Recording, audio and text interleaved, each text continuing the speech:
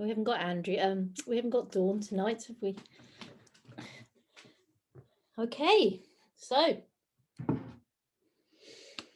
we've got, for your pleasure this evening, we have a tale from Vietnam. This one. So,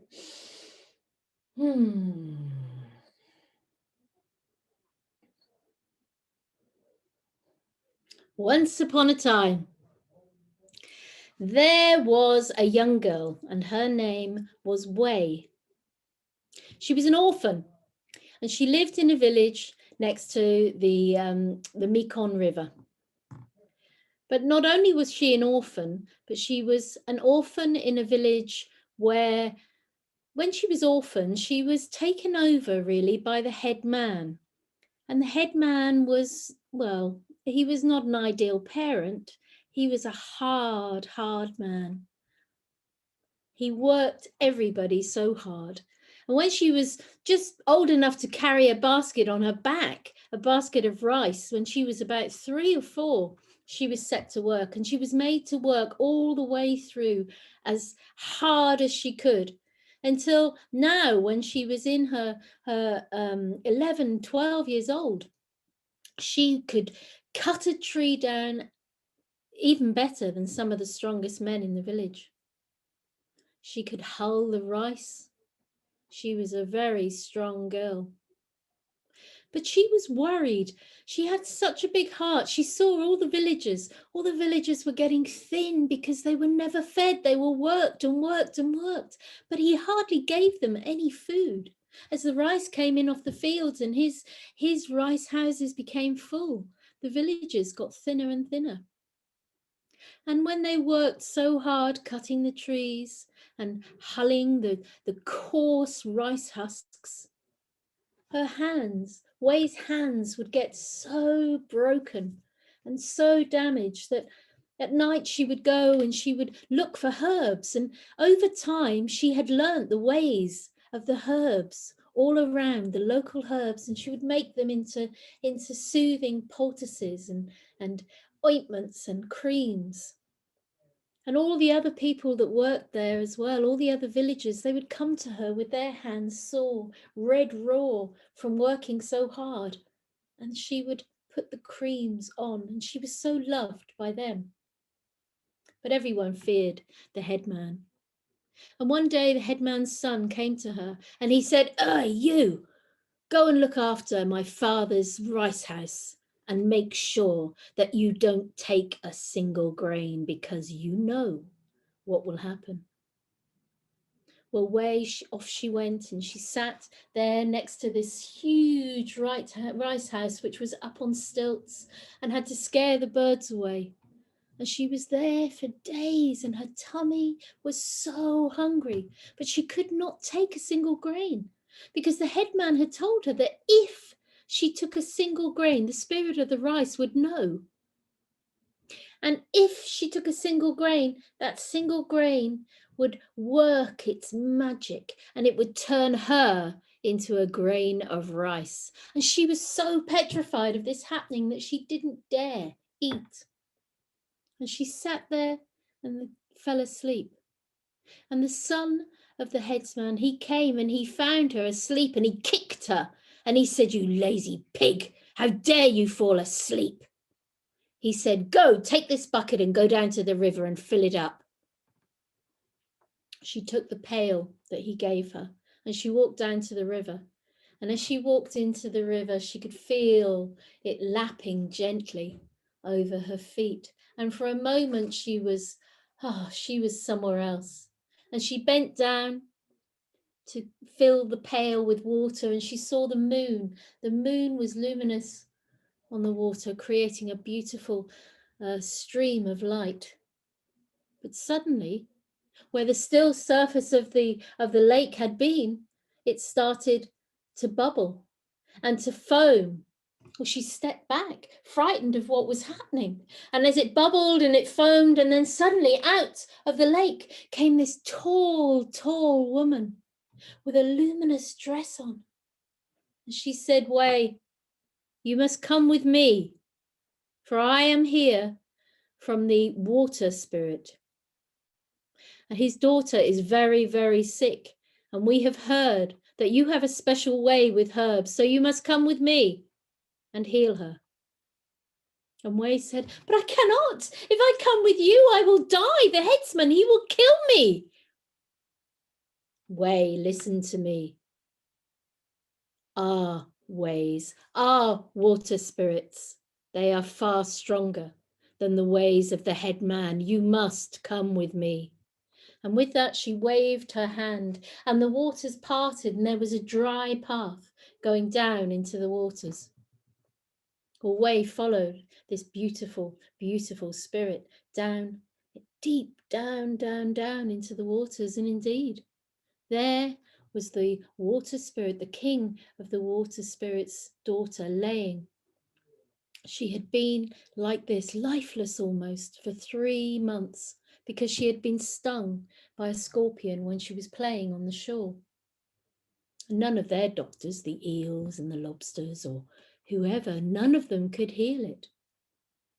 And so Wei went over to her and she put her hand on the wound.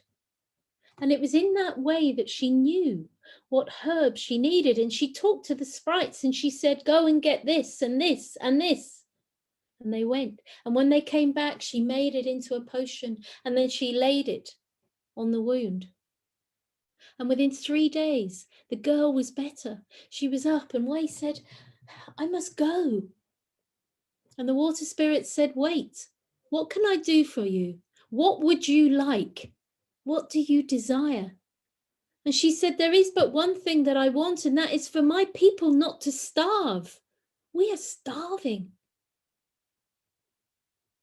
And the water spirit nodded his head. And he put his hand down and he picked up something. And he asked for her hands. And as she put her hands out, he put this beautiful, beautiful pearl. He said, this is a wonderful pearl. This is a magic pearl. Whatever you want, it will give you. You have but to ask it.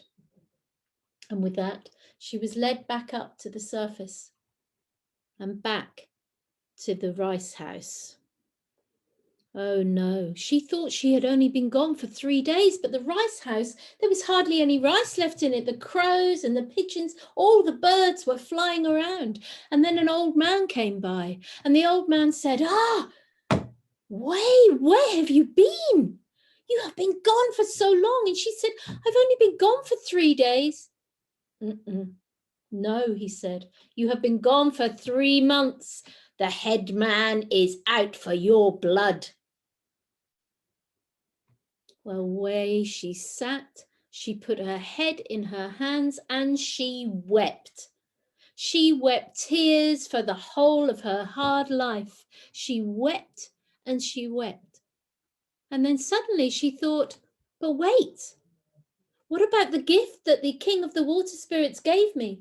And she took the pearl out. And with it in her hand, she said, oh, pearl, wonderful pearl, please give me rice to eat. And almost instantaneously, there in front of her was a bamboo platter filled with rice and all wonderful things to eat. And behind her was a rice house which was 3 times the size of the head man. And then she thought of all the people in the village and thought how she could use this for them. And then she said, Pearl, wonderful Pearl, give me a house with a pair of oxen and chickens. She turned around and there was a beautiful house.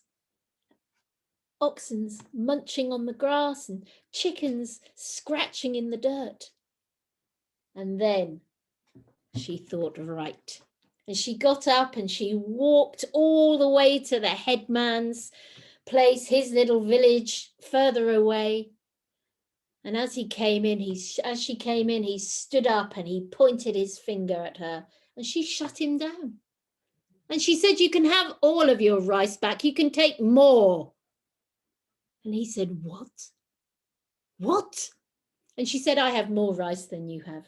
Come, send your son, he can come. And with that, she turned on her heels and she was gone. Well, the head man, he was flabbergasted. He sent his son, and the son went down and he started to have a go at Wei, and she said, look, help yourself and then go. I want nothing to do with you. Well, he saw what she had, and suddenly he didn't see a poor girl, he saw a future wife. Oh, I could marry this girl, and then all of this would be mine, this house, these oxen. And he said, but wait, don't be so hasty. Surely you and I, we could get married. And she said, just take what you want and go. Well, he went back to the head man, and the head man was furious, absolutely furious. And he said to all his henchmen, he said, right, we'll go, we'll kill her, and we'll take everything that she has. And with that, they started to get themselves together. But the people in the village had heard what was happening. And they came down to Wei, and they said, Wei, what are you going to do? He's coming to get you. He's going to kill you. And she said, no problems. And she took out that pearl and she said, pearl, wonderful pearl, stop the head man and all his men forever. And with that, a mountain range grew up around the place where they stayed. And those men, they tried to come out, they tried to climb those mountains, but they never could succeed. And from that day on, Wei and all of the villagers led a much happier life with the wonderful pearl and the wisdom and the bravery of Wei. So may it be for you.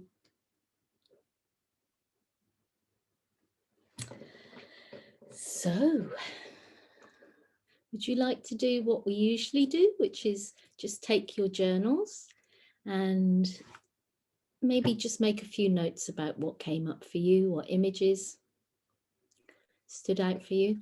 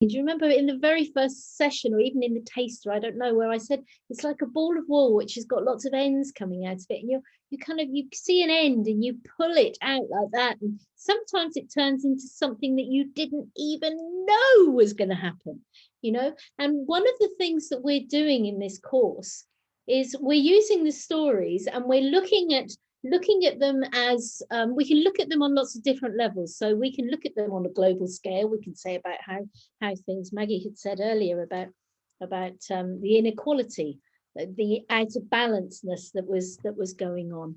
But one of the things we also it would be good to do is to peel that layer of outsideness off and actually try and look at it in terms of the metaphors with ourselves, and how that fits with us.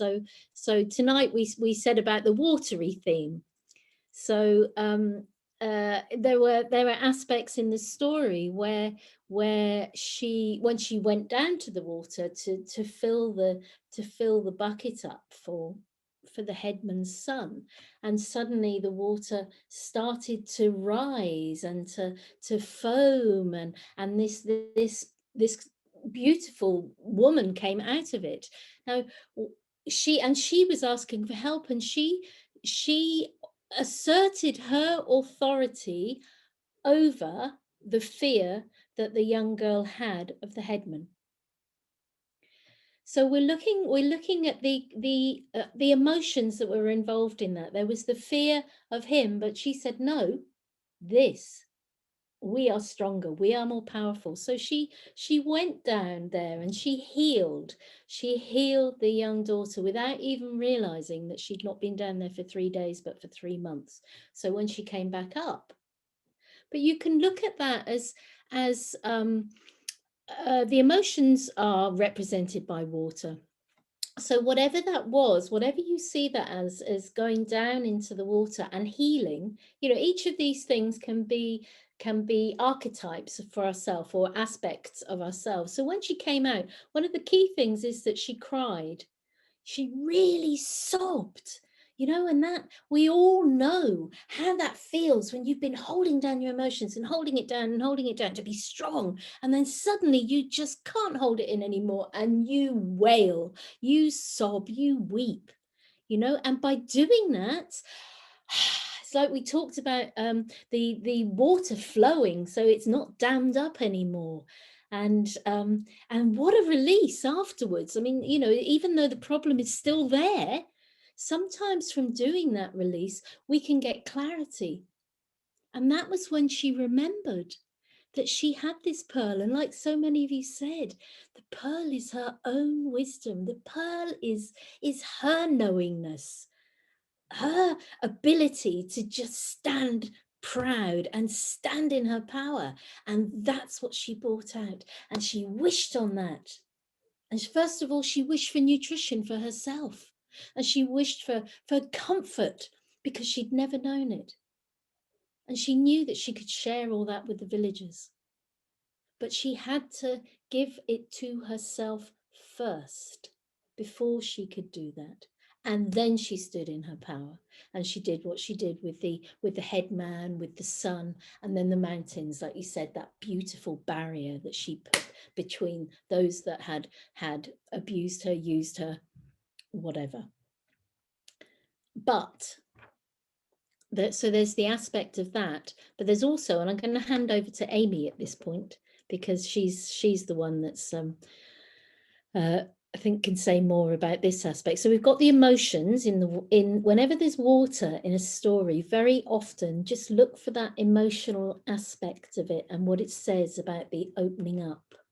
And does anybody have anything to say about that? Did that resonate with anybody else?